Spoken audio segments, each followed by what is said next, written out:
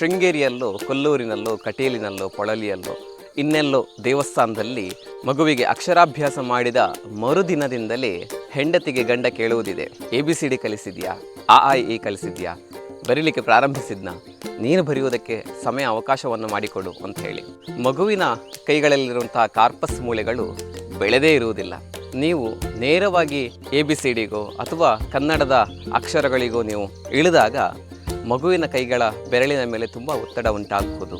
ಅದು ಅದರ ಮಿದುಳಿನ ಬೆಳವಣಿಗೆಯ ಪರಿಣಾಮದಲ್ಲೂ ವ್ಯತಿರಿಕ್ತ ಪರಿಣಾಮವನ್ನು ಉಂಟು ಮಾಡಬಹುದು. ಹಾಗಾಗಿ ಮೊದಲು ಪ್ಯಾಟರ್ನ್ ರೈಟಿಂಗ್ ಅಥವಾ ಸಿಕ್ಕಾಪಟ್ಟೆ ಮಗು ಗೀಚಬೇಕು. ಹೇಗೆಂದರೆ ಹಾಗೆ ಗೀಚಿದಾಗ ಅದರ ಕೈ ಬಳಕುವುದನ್ನು ಕಲಿತದೆ ಹಾಗೂ ಅದರ ಮೂಳೆಗಳು ಸರಿಯಾಗಿ ಬೆಳವಣಿಗೆಯನ್ನು ಹೊಂದುತ್ತದೆ. ಅಕ್ಷರಾಭ್ಯಾಸ ಮಾಡಿದ ಮರುದಿವಸದಿಂದಲೇ ಅಕ್ಷರಗಳನ್ನು ಬರೆಯುವುದಕ್ಕೆ ಕೊಡಬೇಡಿ.